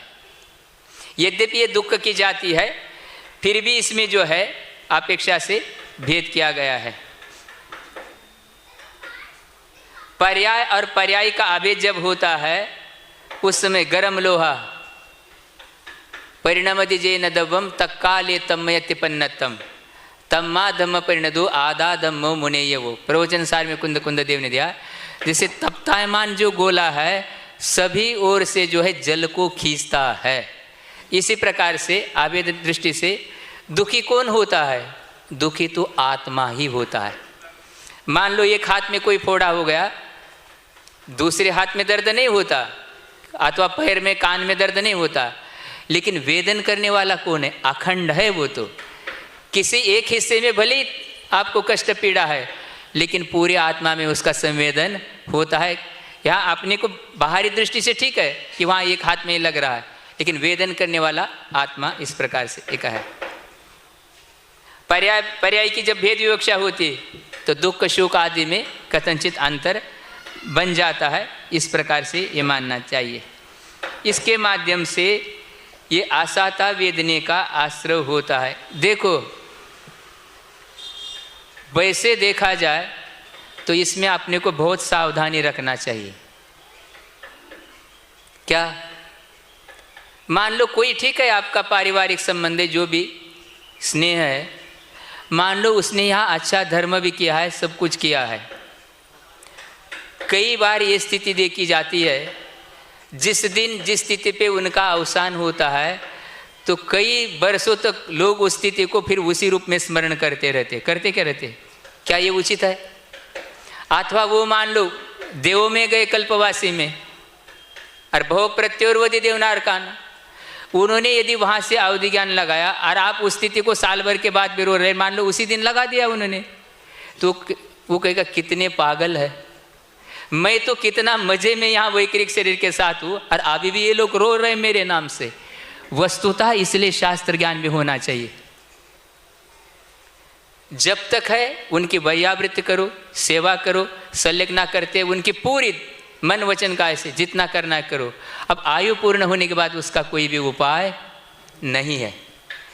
इसलिए अब महाराज जी ऐसी भाषा में बोलते थे, चंद्रबाबू सागर महाराज, क्यों?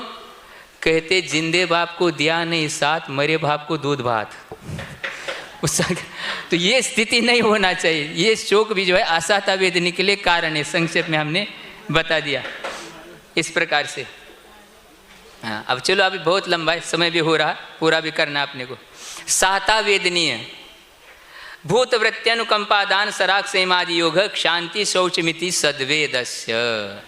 अब इसके विपरीत है भूत अनुकंपा, व्रतिजनों की अनुकंपा। देखो ये दोनों अलग अलग है, मतलब सामान्य विशेष इस प्रकार से। दान है, सराग संयम है, क्षमा है, शुचिपना, निर्वाधि, ये सारे साता वेदने के आश्रव के कारण है। इसलिए आचार्य महाराज कहते व्यवस्था बाहर कुछ भी नहीं है। महाराज लोग पूछते हैं हमको, भाई नागपुर आ जाए हम 10 लक्ष्य में, वो वाली व्यवस्था नहीं चल रही है। सारी व्यवस्था अपने कर्म के अधीन है। जो अपने अंदर रील भरी हुई है साता साता, वही बाहर आएगी। तो व्यवस्था बाहर वैसी बनेगी। अंदर यदि नहीं है तो बाहर की व्यवस्था कुछ भी, वस्तु स्थिति ही है।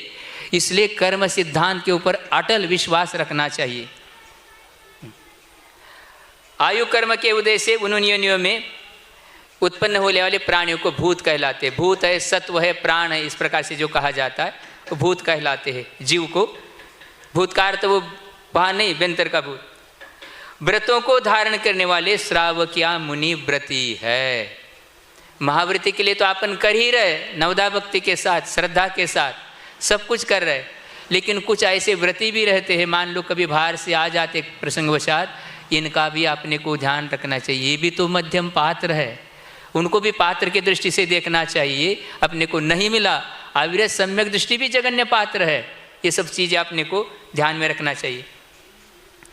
दर्यार्थ व्यक्ति का दूसरे की पीड़ा को अपनी ही पीड़ा समझकर कप जाना, अनुकंपा। देखो ये दूसरे का दुख देख करके अपने अंदर भी एकदम इस प्रकार से कंपन हो जाना, ये है अनुकंपा। प्रशयम सम्यक अनुकंपा अस्ति के ये सराग सम्यक्त्व के लक्षण है।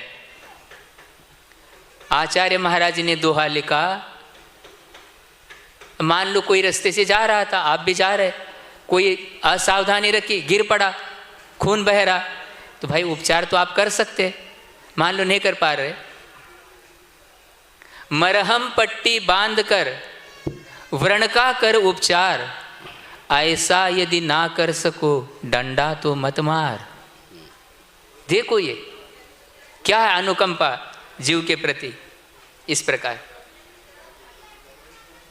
अपनी वस्तु का पर के अनुग्रह के लिए त्याग करना दान है, अपनी वस्तु का। इस प्रकार से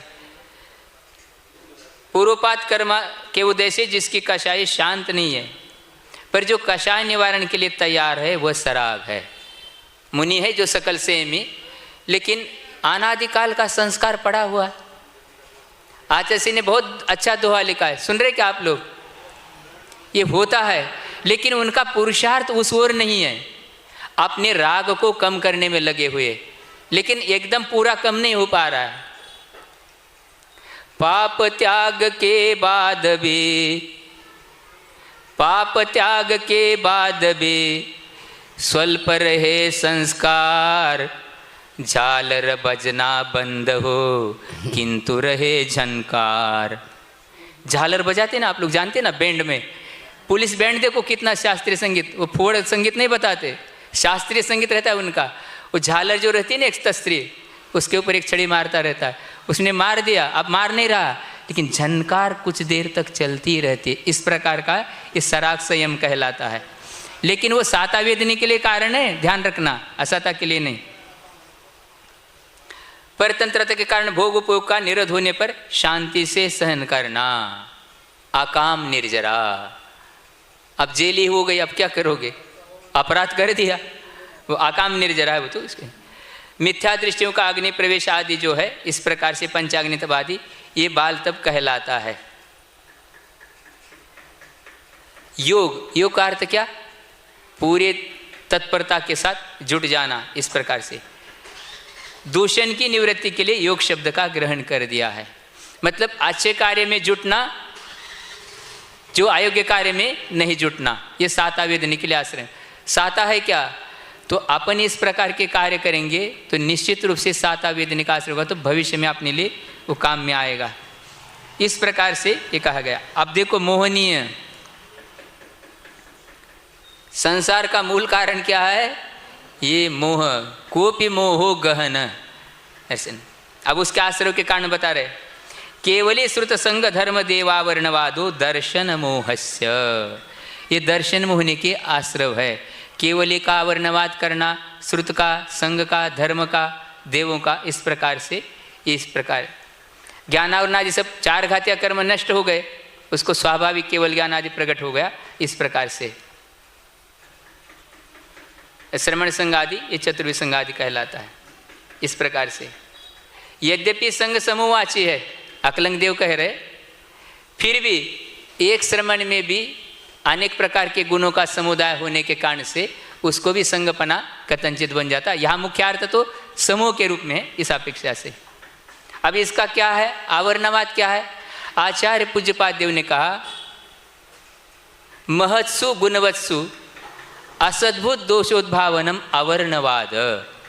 पूज्य पुरुषों में, गुणवान में जो दोष नहीं है, फिर भी उसका उद्घाटन करना।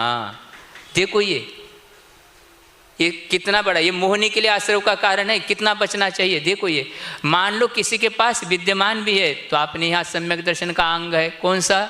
उपगुहन। ये अपने को अपनी ही परीक्षा करना है, अपने लिए क्या हानि हो रहा है, क्या लाभ हो रहा है। गुणवान और महत्वशालियों में अपनी बुद्धि और हृदय की कलुषता से अविद्यमान दोषों का उद्भावन करना।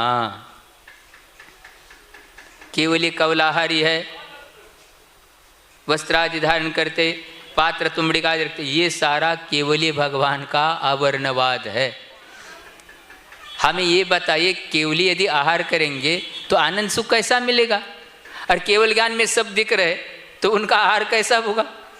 सोचो, सारा दोष ही दोष है उसमें। तो इस प्रकार से ये सारा जो है, इस प्रकार से मध्य मांस का भक्षण करना चाहिए, सुरापान आदि, किसी के लिए रतिदान आदि भी करना, ये सारा श्रुत का अवर्णवाद है। और जो आगम्य चीजें नहीं है उसका भी प्रसार प्रसार करना। देखो, कथनचित मान लो किसी की व्यक्तिगत मान्यता शास्त्र के अनुकूल नहीं, यहाँ तक तो ठीक है, लेकिन ऐसा व्यक्ति यदि धर्म सभा का व्याख्यान करेगा तो सुनने वालों का कितना अहित होगा।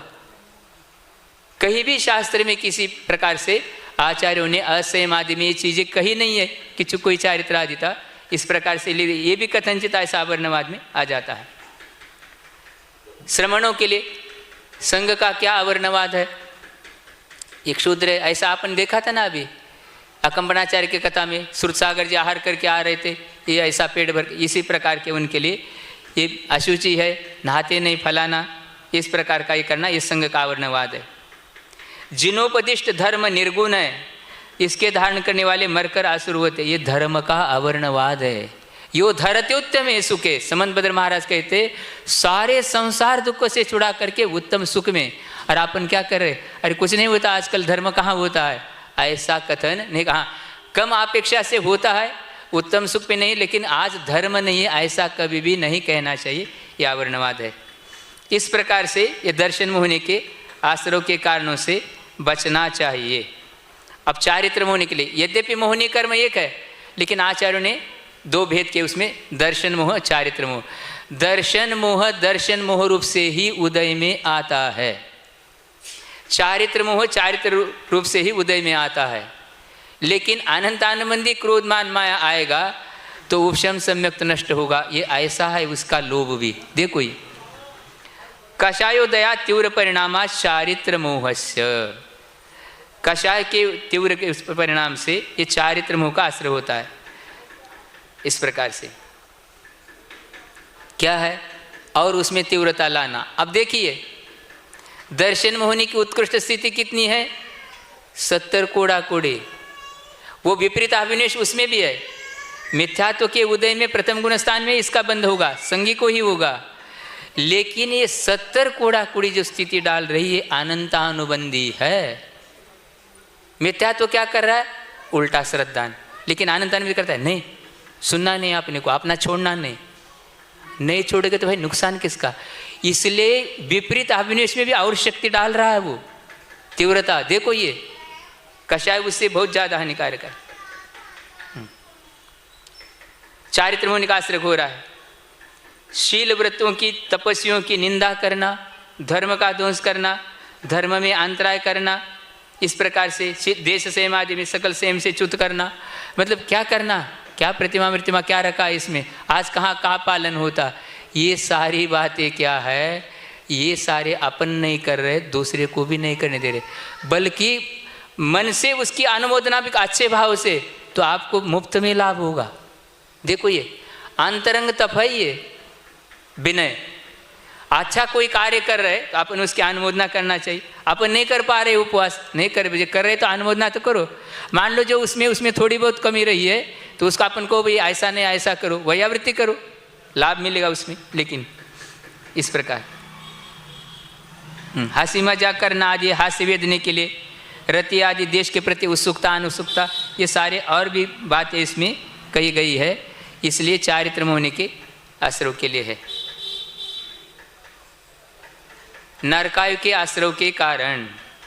देखो ये इसमें भवारंभ परिग्रहत्वम नारकाशायुष, बहुत आरंभ परिग्रह नरकायु के लिए कारण है, इसलिए इससे बचना। देखो हिंसा, असत्य, चोरी, कुशील सबको पाप मान रहे, लेकिन परिग्रह के लिए शास्त्र में लिखा है इसलिए अपन पाप मान रहे, लेकिन वैसे मान रहे क्या? नहीं महाराज बहुत अच्छा चल रहा, आजकल उधर भी एक दुकान हो गई, इधर भी एक हो गई। अरे दुकान हो गई लेकिन सब करोगे क्या? देखो ये सोचना चाहिए, इसलिए इससे बचना चाहिए। और क्या है? अशिष्ट आचरण, उत्कृष्ट मान, पत्थर की रेखा के समान क्रोध आदि, ये सारा जीवों की सतत हिंसा करना, प्राणिवध, अस्तित्व भाषण, सब पूरा, परधन का हरण करना, गुपचुप राग की चेष्टाएं करना, महाआरम, इंद्रिय परवस्था, सब ये पाप निमित्तक भोजन, सुन रहे क्या? अशुद्ध भोजन करना, ये भी नरकायु के लिए कारण है। अकलंग देव कह रहे यहाँ, सुन रहे क्या? अभी अच्छे से सुनो। आप कहेंगे कि महाराज हमारे पास परिग्रह तो कम है, लेकिन जैसे ही लॉकडाउन हुआ गाड़ी ढाबे पे खड़ी है क्या नहीं? कौन बना रहा, कौन क्या कर रहा, आचार्य महाराज कह रहे इस प्रकार से। अब देखो ये बद्ध वैरता, रोना चिल्लाना, अनुग्रह स्वभाव, यति वर्ग में फूट करना नरकायु के लिए कारण है। सुन रहे क्या? अच्छे से नींद तो नहीं आ रही, सुन लो। अब तीर्थंकर की आसाधना करना, कृष्ण लेशा रौद्र परिणाम, ये सारे नरकायु के लिए विशेष विशेष बातें आई इसमें, देख लो। यति वर्ग में फूट करना नरकायु के लिए कारण है। अब बोलो ये कितनी बड़ी बात है। ये पहले भी पढ़ा था लेकिन ध्यान इस ओर नहीं गया, इसलिए देखो ये। अब तिर्यंचायु के लिए माया तिर्यज्ञोनस्य, चारित्र मोह के उदय से होने वाला आत्मा का कुटिल परिणाम, वंचना, निकृति, ठगना, इस प्रकार से। मिथ्यात्व युक्त अधर्म का उपदेश, सुन रहे क्या? भवारंभ परिग्रह, उसी में भी आ गया। अतिवंचना, कूटकर्म, पृथ्वी की रेखा के समान, वो क्या है? शिला रेखा के समान अंधबंध, इस प्रकार से। षड्यंत्र रचना, इस प्रकार की छल प्रपंच करना, इस प्रकार से ये सारे इस प्रकार। मिथ्यादि विसंवाद करना, जाति कुल का दूषण आदि, इस प्रकार से ये सारा आर्त रौद्र के परिणाम जो है, इस प्रकार से तिर्यंच गतिल के लिए आर्त परिणाम। अब मनुष्य आयु के लिए क्या है? अल्पारंभ परिग्रहत्व मानुष्य, अल्प आरंभ अल्प परिग्रह, संतोष वृत्ति, इस प्रकार से। भद्र परिणाम जो है विनीत स्वभाव है, प्रकृति भद्रता, मार्दव, आर्जवाद, ये सारे धर्म, सारे ये सरल व्यवहार, नम्रता। लोक व्यवहार में भी देखो, मान लो कोई शास्त्र पढ़ नहीं रहा, वो किसी भी धर्म पंथ का कोई मतलब नहीं, लेकिन भद्र परिणामी है, किसी के साथ ठगाई नहीं करता, किसी के साथ वैर नहीं बांधता, दया परोपकार का भाव रखता है, तो लोक व्यवहार में भी लोग क्या बोलते हैं? देवता है, बोलते कि नहीं बोलता? देवता का अर्थ क्या? मनुष्य, लेकिन इस प्रकार की सज्जन है वो, यूँ कहना चाहिए। इस प्रकार है स्वागत तत्परता, ये भी है इस प्रकार से, ये मनुष्य के लिए। प्रकृति की मधुरता, आइए आइए बोले तो इसमें, इस प्रकार से। गुरु देवता अतिथि की पूजा करना, सेवा करना, ये सारे मनुष्य आयु के लिए कारण है। धर्म ध्यान से परिणत होना, ये भी है। स्वभाव मार्दवम च, स्वभाव से ही मृदु, मतलब जबरदस्ती बना बना करके मृदुता नहीं ला रहा है वो, स्वभाव से ही। कई लोग ऐसे ही रहते, वो भी उसके लिए कारण है। निशील व्रतत्वम च सर्वेशाम, कोई भी व्रत संयम नहीं है, लेकिन फिर भी चारों आयु के आश्रव के लिए वो कारण है, लेकिन उसके लिए इस प्रकार से कहा गया है। अल्पारंभ परिग्रता आदि के साथ देवायु का भी ग्रहण इसमें हो जाता है। अब देवायु के लिए आश्रव का कारण क्या है? सराग संयम, संयमा संयमा, काम निर्जरा, बाल तपासी दैवस्य। पहले तो आ चुका है सराग संयम, संयमा संयम भी है। कर्मकांड में ये गाथा आती है, आचार्य जो है नेमचंद्र सिद्धांत चक्रवर्ती ने, चत्तारि विखेत्ताइम आउग बंदे न होई सम्मतम, अनुवद महवदाइम न लहियम देवाउग मोत्तुम। चारों आयु में से किसी भी आयु का बंद होने के बाद सम्यक्त तो हो सकता है, लेकिन देवायु को छोड़कर अन्य आयु का बंद होने के बाद अनुव्रत महाव्रत ग्रहण नहीं कर सकता। कई लोग बोलते महाराज हमारे व्रत लेने के भाव ही नहीं होते। सोचो ये ऐसा नहीं होना चाहिए। कई लोग लेना चाहते हैं लेकिन परिस्थितिवश नहीं ले पाते, वो चीज़ अलग हो गई। लेकिन ये कहा जा रहा है इस प्रकार से, आकाम निर्जरा आदि ये भी सारे इस प्रकार से कारण है। पुरुषोवत वश करना, सद्धर्म का श्रवसन करना, बहुश्रुतत्व आगम की आशा अपेक्षा से कषाय का निग्रह करना, पात्रदान आदि है, शुभ लेशाव को रखना, ये सारे जो है इस प्रकार से 5 अणुव्रत 3 गुणव्रत आदि श्रावक के व्रत धारण करना, ये सब है। मान लो बाल तप करने वाले हैं, सम्यक दर्शन नहीं है, तो भी उसके माध्यम से उनको देवगति मिलती है, कल्पवासी देव में भी जाते हैं। देखो ये तपस्या अपने आप में एक बड़ी महत्वपूर्ण चीज़ है। कषाय की मंदता है, लेशा शुभ है, ये सारे कार्य भी करना चाहिए। सम्यक्त्वम च, अब ये सम्यक्त्व भी जो है देवायु के लिए, लेकिन सम्यक दृष्टि नियम से कल्पवासियों में ही जाएगा, भवनत्रिक में नहीं जाएगा, ये नियम है। इसको सिद्धांत में आचार्यों ने कहा ये देव दुर्गति है। आचार्य महाराज ने दोहा लिखा, अब उनका अभिप्राय तो और विशेषता से बता सकेंगे। पानी भरते देव है, वैभव होता दास, मृग मृगेंद्र मिल बैठते देख दया का वास। दया का वास तो अभी 13वें गुणस्थान में समोचरण वहाँ लगेगा, लेकिन अभी हमें ये बताइए पानी भरने वाला ज़्यादा श्रेष्ठ है क्या जिसके लिए पानी भरा जा रहा है वो श्रेष्ठ है? अब बोलिए, सीधा सरल प्रश्न है ये। वहाँ बालक कौन से गति का जीव है? तीर्थंकर बालक, मनुष्य गति का। और पानी भरने वाले तो आज लेकिन अपन देवों के ही पीछे पड़े रहते। सोच तो लो, पानी को एक एक हाथ के अंतराल से कौन ला रहा है पानी? देव। इंद्र नहीं लाते, इंद्र तो वहाँ ढालते हैं। इसलिए अब वो मनुष्य गति के है जीव तीर्थंकर बालक, और पानी भरने वाले देव है। सोचो ये सब। इसलिए भवनवासी अंतर ये देव दुर्गति कहा, इससे बचना चाहिए। अब अशुभ नाम कर्म के लिए देखो ये योग वक्रता विसमादनम चाशुभस्य नाम न। अशुभ नाम कर्म के लिए मन वचन काय की कुटिल प्रवृत्ति करना, योग की वक्रता करना, विसंवाद करना, अशुभ आश्रव के नाम के लिए कारण है। अशुभ नाम कर्म के लिए योग वक्रता, मन वचन काय सभी आ गया। आप भी निश्रेयस कारणों में उसके लिए नहीं करना। अब 6 शब्द से और भी आने के मिथ्या दर्शन है, विषुणता है, अस्थिर चित्त स्वभाव है, झूठे बाट तराजू, कृत्रिम स्वर्ण मानी रत्न आदि। ये आ गए ना आपका कौन सा बेंटेक्स, क्या बोलते हैं उसको आप? हम लोग जब पढ़ते थे हमने तो पता, हमको तो दीक्षा लेने के बाद पता चला कि ये बेंटेक्स भी होता है। पहले तो स्वर्ण के आभूषण होते थे, जब हम लोग छोटे थे हमको ये अनुभव है। जो त्यौहार आते था तो एक मुद्रिका घर वाले पहनाते और जल्दी से निकाल के रखते, क्यों? बच्चे घुमा न दे। लेकिन असली सोना होता था पहले।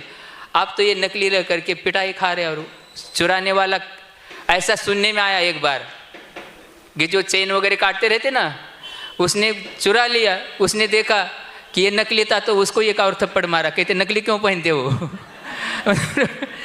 या ऐसा होता है क्यों? उसको कुछ घाटा हो गया। या इसे चोरी करना कोई नहीं, वो तो पापी है। बात बताई जा रही है, देखो बहुत अच्छी बात बता रही। गंध स्पर्श आदि उपांग, पिंजरा आदि, यंत्र पिंजरा आदि सारा अशुभ। मिथ्या भाषण, आत्म प्रशंसा। एक बात और आ रही यहाँ पर, बहुत पहले जब हम लोग अमरकंटक में थे 2000 में, 2003 के चातुर्मास में, जैसे वैसे वस्त्र देख करके हम लोगों को लगता कि क्या बोलेंगे इनको, लेकिन बोलेंगे तो महाराज कह रहे थे महाराज आपका काम है। लेकिन आकलंक देव ने तत्वार्थ वार्तिक में लिखा, शौकीन भेष, जैसे चाहे कपड़े पहनना अशुभ नाम कर्म के लिए कारण है। इसलिए नीतिकार ने कहा था बहु बेटी शर्म की, ये नीतियां हैं। स्त्री की शोभा किस में है? उसके जो है मर्यादा में। बहु बेटी शर्म की, दुकानदारी नरम की, साहूकारी भरम की, और हाकमी गरम की। दुकानदार यदि गर्म हो जाएगा कि उसके दुकान पे ताला पड़ेगा, सबको बता देगा भैया उधर नहीं जाना। इसलिए मर्यादा, शौकीन बेच, रूप का घमंड करना। देखो ये अशुभ नाम कर्म के लिए कारण है। अपन संयम दिन के सुन रहे, आकलंग देव महान दार्शनिक आचार्य हुए। कठोर असभ्य भाषण करना, यदवा तदवा, गाली बकना, सब पूरा बकवास, वशीकरण, सौभाग्य प्रयोग, ये बोलते हैं ना सौभाग्य प्रतियोगिता, ये सारे अशुभ नाम कर्म के लिए है। ये आप जो भी कुछ कर रहे हैं, कुतूहल उत्पन्न करना, आभूषणों में रुचि रखना, मंदिर के गंधमाल्य धूप चुराना, देखो हंसी मजाक बिना कारण, ईंटों का भट्टा लगाना, ये भी लिखा है इसमें। ये सारे जो है अशुभाश्रव के लिए। तद विपरीतम शुभस्य, हाँ उसके विपरीत शुभ के लिए कारण है। मन वचन काय की सरलता, अविसंवाद। भाई देखो धर्म थोपने की चीज़ नहीं है। कोई इस क्रिया को करने को आग्रह कर रहा है, कोई बंद करने का आग्रह कर रहा है, विवाद तो होगा ही। बस ये ऐसा है, इसके आगे खत्म हो गया। विवाद करेंगे तो अपने लिए हानि है उसमें। धार्मिक व्यक्तियों के प्रति आदर भाव करना, संसार से भीरुता, निश्चल चारित्र का पालन करना, इस प्रकार से ये शुभ नाम कर्म के आश्रय के कारण है। अब आ गया सबसे बड़ा तीर्थंकर प्रकृति का, हो गया थोड़ा सा बचा। दर्शन विशुद्धि विनय संपन्न शील व्रते स्मृति चारो भीक्षण ज्ञान उपयोग संयोगो शक्तितस् त्याग तपसी साधुर समाधि वैयावृत्त कर्ण महदाचार्य बहुश्रुत प्रवचन भक्ति आवश्यका परिहानिर मार्ग प्रभावना प्रवचन वत्सलत्वमिति तीर्थकरत्वस्य। तीर्थंकर आचिंत्य महिमाशाली पुण्य, ये जो है इस प्रकार से, ये इस प्रकार की 16 कारण भावना है। दर्शन विशुद्धि इसमें मुख्य है। इसके अभाव में ये हमारे लिए तीर्थंकर प्रकृति के आश्रय के लिए कारण, और कोई भी कर सकता है उसमें, मतलब सम्यक दृष्टि। देश संयमी भी हो सकता है, अविरत सम्यक दृष्टि भी होता है, सकल संयमी भी हो सकता है। लेकिन जिनोपदिष्ट निर्ग्रंथ मोक्ष मार्ग में रुचि रखना दर्शन विशुद्धि है। बहुत अच्छी अच्छी बातें देखो इसमें। अकलंग देव कह रहे हैं, आप निर्ग्रंथता के बिना यदि मोक्ष मार्ग मानोगे, आपके आत्मा में भव्य होते हुए सम्यक दर्शन ही उत्पन्न नहीं हुआ। तीर्थंकर प्रकृति तो बहुत दूर, ये दर्शन विशुद्धि है। निर्ग्रंथता ही मोक्ष मार्ग है, ऐसी जिसकी रुचि है वह दर्शन विशुद्धि है। देखो ये कितने सरल सूत्रों में दे रहे। उसके 8 अंग आदि है इस प्रकार से। ये 7 भयों से मुक्त होना, शंका आदि नहीं करना, ये सारी कांक्षा आदि ये सारे बताए गए। विचिकित्सा आदि सारा ये इस प्रकार से दूर रहना। वहाँ पर धवला आदि में कुछ 2-3 भावनाएं अलग अलग आती हैं। क्षणलव प्रतिबुद्धता और प्रासुक परित्याग। प्रासुक परित्याग क्या है? उसमें दिया इसका अधिकार गृहस्थों में नहीं है, रत्नत्रयधारी में ही प्रासुक परित्याग है। गुरुदेव जैसे है, जो भव्य जीव आते हैं कल्याण के लिए, उनको रत्नत्रय प्रदान करना, देश संयम प्रदान करना, व्रत नियम प्रतिदान करना, मुख्यतः रत्नत्रय की अपेक्षा ये प्रासुक परित्याग है। रत्नत्रय प्रासुक है। इसलिए कसाय पहुड़ आदि ग्रंथ में आचार्य वीरसेन महाराज ने कहा, लोहम सियापेजम, लोभ कथंचित हमारे लिए इष्ट है। तो कौन सा लोभ? रत्नत्रय का लोभ इष्ट है। सांसारिक विषयों का लोभ कदाचित भी इष्ट नहीं है। देखो ये आचार्यों की विवक्षा कैसी कैसी।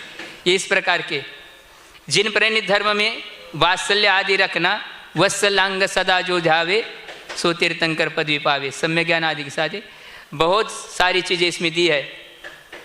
पर प्रीति के लिए अपना दान आदि देना, इस प्रकार ये अभय दान देना। ज्ञान दान तो अनेक सहस्र भवों के दुखों से छुटकारा दिलाने वाला है। दुख का मूल कारण क्या है? अज्ञान। देखो ये शक्ति नहीं छिपा करके मार्ग के अनुसार अपना काय क्लेश आदि करना, ये सारी प्रकार से इस प्रकार ये 16 कारण भावनाएं दी है। सर्व सावधियों का त्याग करके चित्त को एकाग्र रूप से ज्ञान में लगाना सामायिक है।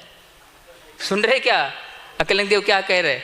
सामायिक क्षण आवश्यक अलग है, ये सर्व सावधि के त्याग के साथ ज्ञान भावना में लगाना, क्योंकि ज्ञान के बिना हित क्या अहित क्या है समझ में नहीं आता। इसलिए इस प्रकार से ये वात्सल्य अंग की भी एक बहुत अच्छी परिभाषा की। वात्सल्य क्या है? पवयनम सिद्धंतो 12 अंगायम तत्तभवा देश महिवयनो असंसमाइटिनो पवना तेसुम अनुरागो आखंका ममयेदम नाम पवसन वत्सलता। प्रवचन 12 है, उसमें होने वाले अविरत सम्यक दृष्टि, सकल संयमी, देश संयमी, ये मेरे है ऐसा भाव करना, ये प्रवचन वत्सलता है। अकृत्रिम स्नेह, सांसारिक नहीं। यहाँ पर वहाँ स्नेह आ गया, वो तो अपने लिए इष्ट नहीं है, लेकिन ये इस प्रकार से ये कहा गया। अब नीच गोत्र के लिए देखो, ये परात्म निंदा प्रशंसे सत्सत गुणोच्छादनो भावने च नीचेर गोत्रस्य। पर की निंदा करना, आत्म प्रशंसा आदि करना, इस प्रकार से विद्यमान गुणों को ढकना, दूसरे अपने में अविद्यमान गुणों को प्रकट करना, ये सब नीच गोत्र के लिए है। उद्भावना आदि करना, इस प्रकार से नहीं होना चाहिए। जाति कूद बल आदि का ये सारा ऐश्वर्य, ये सारा मद जो है, ये सब नीच गोत्र के आश्रय के लिए कारण है। उच्च गोत्र के लिए तद विपर्य और नीचे वृत्तन से को चोतरस्य, उसके विपरीत दूसरे के गुणों की प्रशंसा करना, अपने दोषों की निंदा करना, ये सारे प्रकार से, इस प्रकार से गुणी पुरुषों के प्रति विनयपूर्वक नम्र वृत्ति रखना, ज्ञान आदि होने पर भी अहंकार आदि नहीं करना। देखो क्षयोक्षम है, ये अपने अधीन नहीं है, ज्ञान और कर्म के अधीन है। कब क्या कैसा होगा अब ये मत समझना, अभी आपके सामने बोल रहे, ये समाधि तक इसी रूप में रहे कोई गारंटी नहीं है। जब कर्म का फटकारा ऐसा आता है, बड़े बड़े समंतभद्र महाराज को जैसे तक भस्मक रोग होगा, हमारी कहाँ कथा है, सुन रहे क्या? अपना अपने तरफ से, लेकिन इसलिए अपना अपने तरफ से हमेशा ये भाव भाते रहना है कि अपन इस प्रकार का कार्य अपने से न हो। गुणानुवादन आदि करना, इस प्रकार से ये सारा उसके लिए।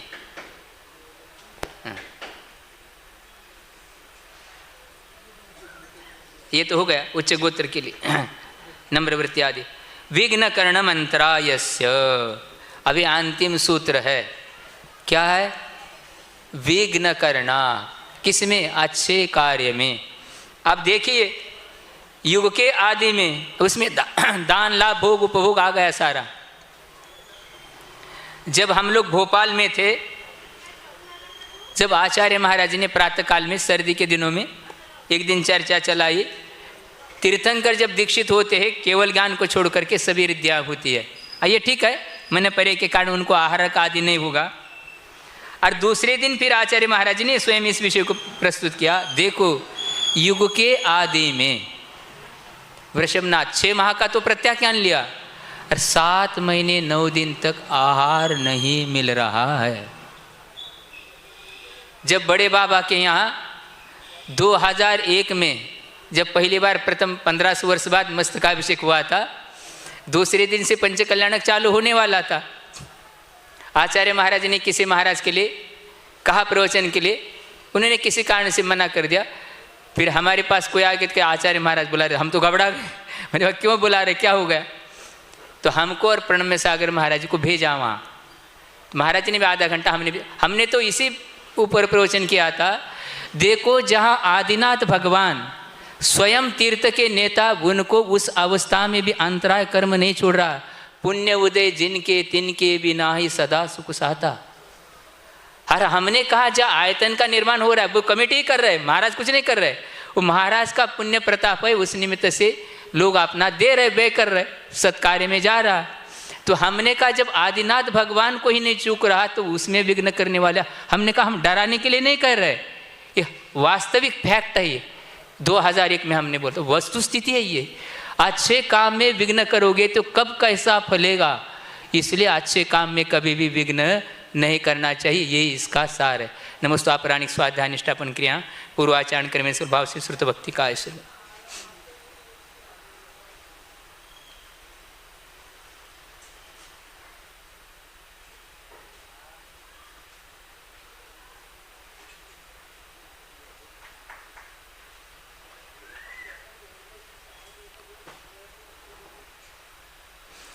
कोटिशतं द्वादशैव कोटो लक्षाणि स्त्रीदिकानि चैव पंचाशदष्टौ च सहस्रसंख्ये मे त्रिस्तं पंचपदं नमामि।